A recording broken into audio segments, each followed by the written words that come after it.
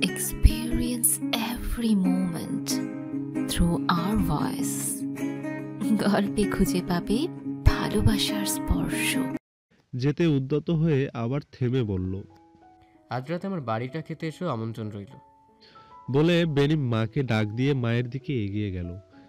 ভেজা কাপড়গুলো মেলে দিতে লাগলো মায়ের সাথে। সেদিকে প্রশান্ত মনে তাকিয়ে রইল রোমেরো। লোকটার নাম পাভেল, বয়স 70 বছর পেরিয়েছে। এমন একটা দিন নেই যে দিনটায় তাকে বারে দেখা যায় না। মদ তার বড় প্রিয় জিনিস। একটা দিন এই প্রিয় জিনিসটার স্বাদ গ্রহণ না করলে তার ভিতরটা শান্ত হতে যায় না, বড় অশান্তি হয় মনে। গ্লাসে অবস্থানরত মদটুকু গলায় ঢেলে নিল পাভেল। এই বারটি বড় শান্ত ধরনের। কয়েকজন খদ্দেরের নিবিড় কথাবার্তা ছাড়া দ্বিতীয় কোনো কিছুর শব্দ নেই। জায়গাটা গুমোটো। মোট 12টা টেবিল আছে এখানে। খদ্দেরের পরিমাণ এ সময় বেশি নয়। রাতে খদ্দেরের সংখ্যা বাড়বে। দিনের কালেও দোকানের সব লাইটগুলো জ্বলছে। পাভেলের কানে ভেসে আসছে তার পাশের টেবিলে বসে থাকা দুজন খদ্দেরের কথাবার্তা। মহিলা আর পুরুষটা খুন নিয়ে কিছু বলছে নিজেদের ভিতর। পাভেল বেশ কৌতূহলী হয়ে শুনল তাদের কথোপকথনগুলো। খুনি বামহাতি দুজনের কথোপকথন দ্বারা এই বিষয়টা সম্পর্কে অবগত হলো সে। আরও অবগত হলো পুলিশ নাকি এখন বামহাতির সন্ধান করছে। পাভেল মনে মনে কিছুক্ষণ যাবৎ তিরস্কার করলো খুনিকে। তারপর আবারও মদ পানে মনোযোগ দিল। গ্লাস ধরতে গিয়ে সে হঠাৎ লক্ষ্য করলো সে বাম হাত দিয়ে গ্লাস ধরছে। টনক নড়ল তার। সে বাম হাত ব্যবহার করছে কেন? বেশ কিছুক্ষণ সে বিষয়টা নিয়ে চিন্তায় মগ্ন হয়ে রইল। তারপর ভুলে গেল বিষয়টা। আবারও পানে মনোযোগী হলো। কিন্তু বারের বিল মিটিয়ে যখনই সে দরজা খুলে বের হলো, তখন আবারও তার খেয়াল হলো সে বাম হাতে দরজা খুলছে এবং বন্ধ করছে। আরও বেশ কিছু কাজ করতে গিয়ে পাভেল দেখল সে ক্রমাগত তার বাম হাতই ব্যবহার করছে। কিন্তু কেন সে তার বাম হাত ব্যবহার করছে, ডান হাত কেন নয়? মাতাল পাভেল বিষয়টা বুঝেই উঠতে পারছে না। পাভেলের সহসা মনে হলো সে আসলে একজন বামহাতি। আর তার মনে পড়ে গেল এখানকার যে খুনি সেও একজন বামহাতি। তবে কে খুনগুলো সে করেছে? পাভেলের মাথা চারা দিয়ে ওঠে ভয়ঙ্কর চিন্তাটা। পাভেল বুঝতে পারে খুনগুলো সেই করেছে। ভয়ে আত্মা শুকিয়ে যায় তার। এখন কি হবে? পুলিশ যদি কোনো ক্রমে এই গোপন সত্যিটা জেনে যায়, তাহলে তো বাকি জীবনটা অন্ধকার কারাগারে কাটাতে হবে তাকে। না না, এটা সে কিছুতেই পারবে না। পাভেল হুডিটা মাথায় টেনে নিল। গরমের ভিতরেও সে শীতকালীন পোশাকই পরে। মাতাল মানুষ হয়ে এই এক সুবিধা, তার অত গরম ঠান্ডা পার্থক্য করার অনুভূতি নাই। মানুষের থেকে মুখ আড়াল করে রেখে কোনো রকমে বাড়ি এসে পৌঁছালো সে। সে একজন বামহাতি, একজন খুনি। এসব ভেবে ভেবে ক্রমে ক্রমে শিহরিত হচ্ছে। সে কিভাবে এত জঘন্য কাজ করেছে? ঘেন্নায় বুক ভরে আসছে নিজের প্রতি। ঘরের জিনিসপত্র সব ব্যাগে ভরতে আরম্ভ করলো। এখনই এ শহর ছেড়ে বহু দূরে চলে যেতে হবে। সে ধরা পড়তে চায় না, কিছুতেই ধরা পড়তে পারবে না। সে একজন বামহাতি, একজন খুনি। সে ব্যতীত আর কেউ বামহাতি নেই। তার মানে তো সেই খুনি। হ্যাঁ, সে নিশ্চিত একজন খুনি, এতে কোনো সন্দেহ নেই। এখনই পালাতে হবে। দুটো বড় বড় ব্যাগে জামা কাপড়, কিছু রুবল, আরও কিছু প্রয়োজনীয় জিনিসপত্র নিয়ে সে বেরিয়ে পড়ল। অন্ধকার রাত্রি, পরিবেশ গুমট, মেঘলা মেঘলা ভাব। একটা গাড়ি কি সে পাবে? কিছু দূর হেঁটে আসার পর একটা ট্যাক্সি পেল। সেটাতেই উঠে বসলো সে। ট্যাক্সি ছেড়ে দিল। স্বস্তির নিঃশ্বাস ফেলল পাভেল। 3টা গলু বস্তের বাটি টেবিলে। তিনজনই তীব্র ক্ষুধায় গপা গপ করে খাচ্ছে গলুবস্ত। এটা একটা রাশিয়ান খাবার। সকালের হালকা নাস্তার পর আর কিছুই পড়েনি তাদের পেটে। আজ সারাটা দিন ব্যয় করেছে একজন লুটেরার পিছনে। অবশেষে সক্ষম হয়েছে সেই লুটেরাকে পাকড়াও করতে। লোমনসব শহরে গিয়ে ধরতে হয়েছে ব্যাটাকে। গলুবস্তের শেষ অংশটা মুখে পুরে চিবানোকালে আনা নামের নতুন পুলিশ ডিপার্টমেন্টে যোগ দেওয়া মেয়েটা এসে সামনে দাঁড়ালো। সে দৌড়ে এসেছে বোঝা যাচ্ছে। সবাই বুঝতে পারলো জরুরি তলব হবে নিশ্চয়ই। কি হয়েছে জানতে চাইল তারাশ। পলিনার বেলকার খুনি ধরা পড়েছে। কথাটা শোনার জন্য তিনজনের কেউই প্রস্তুত ছিল না। মুখের অভ্যন্তরীণ গলুবস্ত গিলতে ভুলে গেল তিনজন। কিছুক্ষণ সবিস্ময়ে তাকিয়ে রইল আনার মুখের দিকে। তারপর ত্রস্ত হাতে পানির বোতল থেকে পানি খেয়ে গলুবস্তের মূল্য টেবিলের উপর রেখে তিনজনই দৌড়ে বেরিয়ে গেল। আনাও ছুটে গেল তাদের পিছন পিছন। খাবারের দোকানটা থানা থেকে পায়ে হেঁটে ৩-৪ মিনিটের দূরত্বে অবস্থিত। ওরা দৌড়ে আসার কারণে সময় আরও অল্প লাগলো। ফেলিন সহ আরও কয়েকজনকে একসাথে বসা দেখে থামলো ওরা। ফেলিনের সামনে বসে আছে একটা লোক। এটাই খুনি? খুনি একজন বয়স্ক লোক। পাভেলকে জিজ্ঞাসাবাদ কক্ষে নিয়ে আসা হয়েছে। ভিতরে ফেলিন আর লিওনিদ অবস্থান করছে পাভেলের সাথে।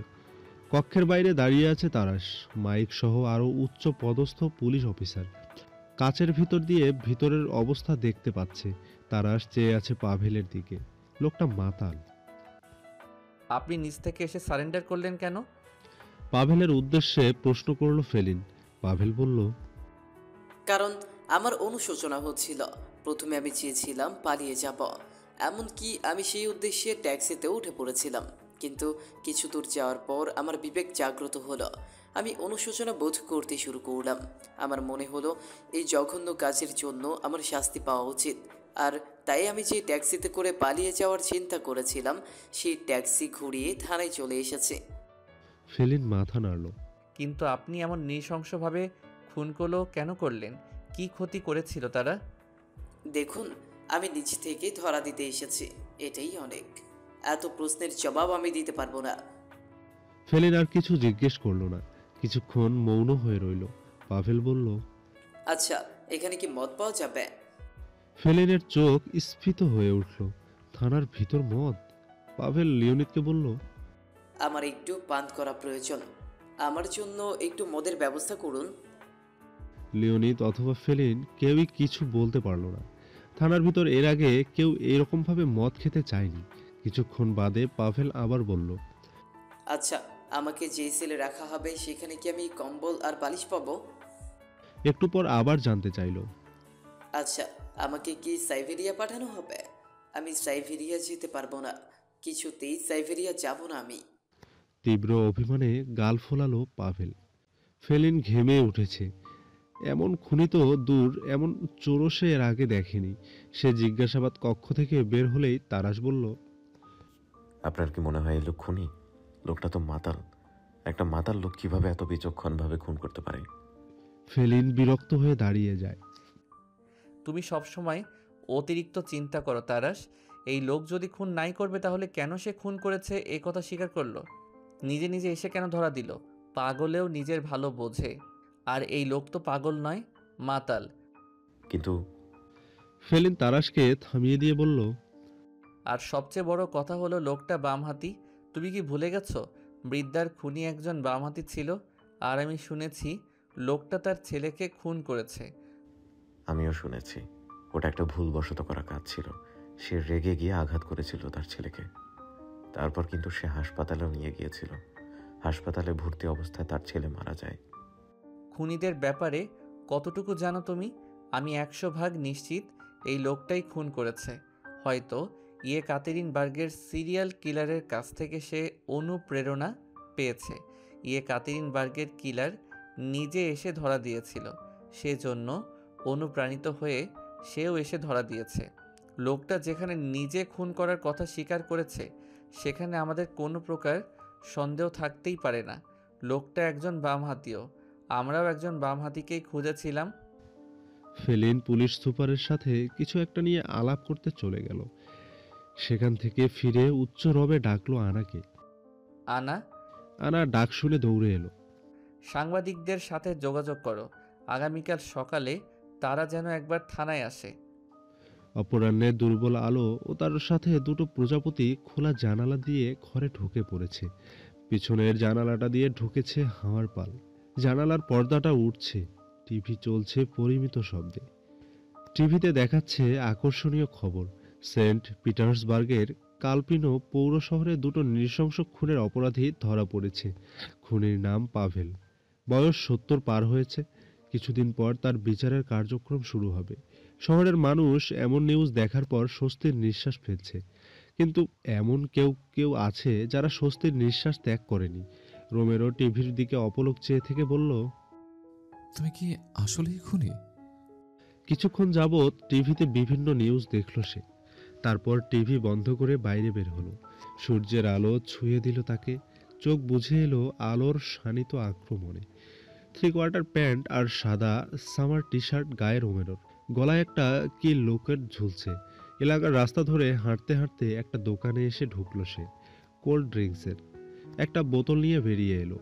হাঁটতে হাঁটতে চলে এলো আরো কত দূর। সামনে চোখ পড়তেই দৃষ্টি আটকালো তার। দেখো, তোমার বয়ফ্রেন্ড গত রাতে আমার কাছে ছিল না। আমি নিজের বাড়িতে ছিলাম। তুমি ভুল বুঝছো। আমাদের মাঝে একটা বন্ধুত্বপূর্ণ সম্পর্ক আছে, কিন্তু কিন্তু এর বেশি কিছুই না। অযথাই ভুল ভাবছো, ভুল বুঝছো। ভেড়া কুটিল হেসে বলল, আমি তোমাকেও চিনি আর মাকারকেও ভালো করেই চিনি। ও তো একটা চরিত্রহীন। একটা মেয়ে নিয়ে ও খুশি থাকতে পারে না, অনেকগুলো লাগে। আর তুমি সেদিনও একটা ছেলেকে নিয়ে রেস্টুরেন্টে খেতে গেলে, এখন আবার মাকারের সাথেও এসব। তারাশের সাথে ব্রেকআপ হয়ে গেছে বলে তুমি একজনের পর একজনকে ধরবে এখন। মাকারকেও পেলে তুমি, আমি নিশ্চিত তোমরা দুজন গতকাল রাতে একসাথে ছিলে। জেনোভিয়া রেগে গেল ভীষণ। না জেনে আজে বাজে মন্তব্য করবে না ভেরা। সীমা ছাড়িয়ে যাচ্ছ তুমি। নিজের মুখকেও সামলাও। আমি ওর সাথে ছিলাম না। কতবার বলবো এটা? আমি নিজের বাড়িতে ছিলাম, আমার বন্ধু সাবিনার সাথে। আমি মোটেই বিশ্বাস করি না এটা। কি ভেবেছো তুমি আমি অবুঝ? আমি তো তোমাদের লক্ষ্য করেছি। তোমাদের দুজনের মাঝে স্বাভাবিক কিছু চলছিল না। তোমরা একে অপরের প্রতি আগ্রহী হয়ে উঠেছিলে, আর এখন তো। পুরো কথা শেষ করলো না ভেড়া, ঘৃণায় মুখ বিকৃত করলো। দ্বন্দ্ব লেগে গেল দুজনের মাঝে। ভেড়ার দৃঢ় বিশ্বাস তার প্রেমিক মাকার আর জেনোভিয়া গতরাতে একসাথে ছিল, কিন্তু জেনোভিয়া ছিল না মাকারের সাথে। কিন্তু সে কথা বিশ্বাসই করতে চাইছে না ভেড়া। দ্বন্দ্বের এক পর্যায়ে ভেড়া জেনোভিয়াকে চর মারতে উদ্যত হলো, কিন্তু মারার আগেই পিছন থেকে ওর হাতটা ধরে ফেললো কেউ। ভেড়া আর জেনোভিয়া দুজনই অবাক হয়ে তাকালো। রোমেরোকে দেখতে পেয়ে আরো অবাক হলো জেনোভিয়া। ভেড়ার হাত ছেড়ে দিল রোমেরো। এত জোরে হাতটা চেপে ধরেছিল যে ব্যথায় অন্য হাত দিয়ে হাতটা চেপে ধরল ভেড়া। রোমেরোর উপর অগ্নিদৃষ্টি নিক্ষেপ করে বলল, তুমি কে? রোমেরো জেনোভিয়ার পাশে এসে দাঁড়ালো, বলল, গত রাতেও তোমার বয়ফ্রেন্ডের সাথে ছিল না। এটা হওয়া অসম্ভব, কারণ গত রাতে আমরা দুজন ছিলাম একসাথে। আমিও নিউ বয়ফ্রেন্ড। জেনোভিয়া বিস্মিত আখিজোড়া মেলে চেয়ে রইল। বলছে কি ছেলেটা? ভেড়া ব্যাকুল বনে গেল। ওর নিউ বয়ফ্রেন্ড তুমি? আসলেই তোমার সাথে ছিল ও? ভ্রু কুঁচকে অবাক কণ্ঠে বলল সে। কেন, তোমার সন্দেহ হয়? ভেড়ার দিকে এক পা এগিয়ে এলো রোমেরো। তাড়াতাড়ি চলে যাও এখান থেকে, নয়তো মিথ্যা দোষারোপ করার দায়ে তোমার নামে থানায় মামলা দায়ের করতে যাব। ভেড়া ভয় পেয়ে গেল।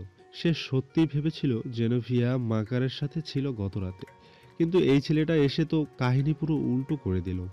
ভেড়া আর দাঁড়িয়ে না থেকে দ্রুত পায়ে প্রস্থান করলো। রোমেরো তাকালো জেনোভিয়ার দিকে, দেখলো জেনোভিয়া কেমন করে যেন তার দিকে তাকিয়ে আছে। কি জানতে চাইলো রোমেরো। মিথ্যে বললে কেন? আমি তোমার সাথে ছিলাম গত রাতে। তুমি আমার নিউ বয়ফ্রেন্ড? তোমাকে বাঁচানোর জন্যই তো বললাম। আমি নিজেকে নিজে রক্ষা করতে পারি, কারো দরকার নেই আমাকে রক্ষা করতে আসার। ভুল ও ছিল, আমি জানি। আমি ওর হাতটা না ধরলে এতক্ষণে তোমার গালটা লাল হয়ে যেত।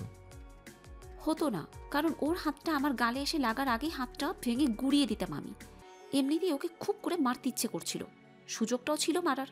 তুমি এসে না সুযোগটা নষ্ট করে দিলে। অসন্তুষ্ট গলায় কথাগুলো বলে হাঁটতে আরম্ভ করলো জেনোভিয়া। রোমেরো মনে মনে বলল, সাংঘাতিক মেয়ে। পরিশেষে সেও হাঁটতে শুরু করলো। থেমে গেল জেনোভিয়া। পিছনে রোমেরো থেমে গেল। সহসা পিছন ফিরে তাকালো জেনোভিয়া। রোমেরো হকচকিয়ে গেল। আমার পেছন পেছন আসছো কেন? বলল জেনোভিয়া। তোমার জন্য কি আমি হাঁটতেও পারবো না? জেনোভিয়া চোখ সরিয়ে আনলো। হেঁটে গেল কয়েক পা। রোমেরো হাঁটতে শুরু করেছিল। জেনোভিয়া থামায় সেও থামলো আবার। জেনোভিয়া এবার রোমেরোর দিকে এগিয়ে এলো। রোমেরো পাশে এসে দাঁড়িয়ে বলল, একসাথে যাওয়া যাক। রোমেরো হাঁ করে তাকিয়ে রইল।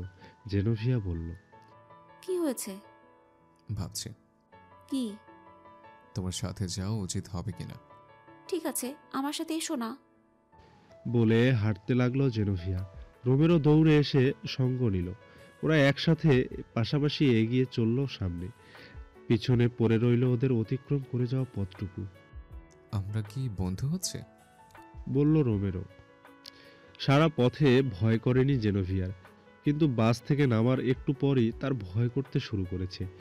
আজ যেন এলাকাটা বেশি নিঝুম হয়ে গেছে, মানুষজন চলাচল করছে না তেমন। জেনোভিয়ার মনে পড়ল আজ রাতে কনসার্ট হচ্ছে পার্কের পাশে, এমনকি সেখানের মৃদু শব্দ ভেসে আসছে কানে। হয়তো সবাই কনসার্টের ওখানে জড়ো হয়েছে। ওই রাস্তায় তেমন চলাচল নেই কারো। জেনোভিয়ার হৃৎপিণ্ডটা লাফাচ্ছে। তার যেমনটা অনুভব হচ্ছে তাতে সে প্রচণ্ড ভীত। এমন অনুভূতি আর কখনো হয়নি এর আগে, কিন্তু আজ হচ্ছে। মনে হচ্ছে সে একা নয়, পিছনে রয়েছে আরও একজন মানব, তাকে অনুসরণ করছে। আচমকা পিছনে একটা শব্দ হলো, সঙ্গে সঙ্গে পা দুখানি থেমে গেল জেনোভিয়ার। পিছনে তাকালো, কিন্তু চোখ পড়ল না। কেউ নেই। জেনোভিয়ার ভীত মনোবল তবু সাহস খুঁজে পেল না। তার বারবার মনে হচ্ছে কেউ আছে। শব্দটা হলো কিসের? ঝাপসা আলো আধারে আশপাশ দেখে নিয়ে আবার হাঁটতে শুরু করলো জেনোভিয়া। পিছনে এবার জোরে একটা শব্দ হলো। কেঁপে উঠল জেনোভিয়ার শরীর, থেমে গেল পায়ের চলন। এবার আর পিছন ফিরল না সে। একটা দৌড় কি দেবে? না, দৌড়াবে না, কিন্তু তাকে দ্রুত যেতে হবে। জেনোভিয়া যত দ্রুত সম্ভব পা ফেলতে লাগলো, কিন্তু বেশি দূর যেতে পারল না। এরকম ভাবে হেঁটে কিছু দূর হাঁটার পরই থেমে গেল। শরীর যেন হঠাৎই দুর্বল হয়ে এসেছে। এটা ভয়ের ফল। জেনোভিয়া স্পষ্ট অনুভব করতে পারল সে থামার সাথে সাথে পিছনেও একজোড়া চরণ থেমে গেছে। আর চরণজোড়া তার থেকে বেশি দূরে নয়, তার খুব কাছে। জেনোভিয়ার মনে হচ্ছে এটা সেই লোক, কিন্তু সে তো শুনেছে ধরা পড়েছে লোকটা, নিচ থেকে গিয়ে ধরা দিয়েছে। তাহলে সে পিছনে কে? অন্য কেউ? নাকি আসল লোকটা ধরা পড়েনি? আতঙ্কে সাদা হয়ে যায় জেনোভিয়ার মুখ, চোখ বিস্ফোরিত। লোকটা তার খুব কাছেই দাঁড়িয়ে আছে। লোকটার উষ্ণ নিঃশ্বাস এসে লাগছে ঘাড়ে। ভয়, তবুও লোকটাকে দেখার তিয়াস অধীর। ধীরে ধীরে পিছন ফিরে তাকায় জেনোভিয়া। প্রথম ক্ষণটায় হৃৎপিণ্ড গলার কাছে উঠে আসে জেনোভিয়ার। ভয়ের অসুর হাত খাবলে ধরে তার নরম হৃৎপিণ্ড। কিন্তু সে স্বস্তির নিঃশ্বাস ফেলল যখন দেখল পিছনের ওই মানব তার পরিচিত জন। হাত পা ক্লান্তিতে ভেঙে আসতে চাইছে এখন। জেনোভিয়া বুকের উপর এক হাত রেখে সামান্য ঝুঁকে স্বস্তির নিঃশ্বাস ত্যাগ করল। এরকম কেন করছো? বলল রোমেরো। জেনোভিয়া চোখ তুলে চাইল, দুচোখ রোষপূর্ণ। সোজা হয়ে দাঁড়িয়ে আক্রোশ দুই হাত দিয়ে মৃদু ধাক্কা মারল রোমেরোর বুকে। দিওভল মালচিক। রাগে শব্দ দুটো ওষ্ঠ বিগলিত হয়ে বেরিয়ে গেল। আমাকে মারতে চাইছিলে? কি আশ্চর্য! মারতে যাবো কেন তোমাকে? এমন জঘন্য চিন্তা আমি আমার মস্তিষ্ক আনতে পারি না।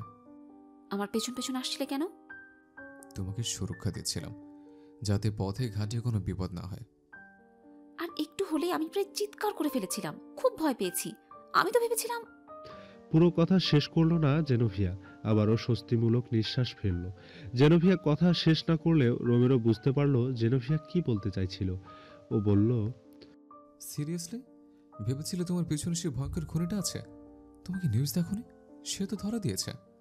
তোমার চেয়ে বেশি খবরাখবর রাখি আমি। বলে হাঁটতে শুরু করলো জেনোভিয়া। আসলে সে ভীষণ ভয় পেয়েছিল। ভালো যে এটা রোমেরো ছিল। আসার পথে রোমেরো নানান কথা বললেও জেনোভিয়ার নিজের ওষ্ঠাধর পৃথক করল না একেবারের জন্য। বাড়ি পৌঁছে প্রথমেই শাওয়ার নিল সে। বাড়িতে আজ সে একা। একটা গুরুত্বপূর্ণ কাজের জন্য ডাক পড়ায় সাবিনা চলে গেছে দুপুরে, আসবে আবার কয়েকদিন পর। প্রতি গ্রীষ্মেই সাবিনা আসে তার বাড়িতে। অনেক দিন একসাথে কাটায় তারা। তখন একাকিত্ব বোধটা তাকে ছেড়ে পালায়। তারা, সাবিনা আর জুরা, এরাই জেনোভিয়ার সমস্ত ভালোবাসা জুড়ে আছে। আর আছেই বা কে তার, যাকে ভালোবাসবে? ঘরের বাইরে আউটডোর সিঁড়িতে এসে বসেছে জেনোভিয়া। তার সাথে আছে জুরা। মনিবের উষ্ণ কোলে আরামে বসে আছে। জেনোভিয়ার দৃষ্টি শূন্য, সে অন্যমনস্ক। এনার্জি ড্রিঙ্কসের বোতলে চুমুক দিচ্ছে একটু পরপর, আর মাঝে মাঝে দীর্ঘশ্বাস ফেলছে। কেউ একজন বসলো তার পাশে, অনুভব করতে পারলো জেনোভিয়া, কিন্তু তাকালো না। না তাকিয়ে যখন বুঝতে পারছে কে এসেছে, তখন শুধু শুধু তাকিয়ে লাভ কি?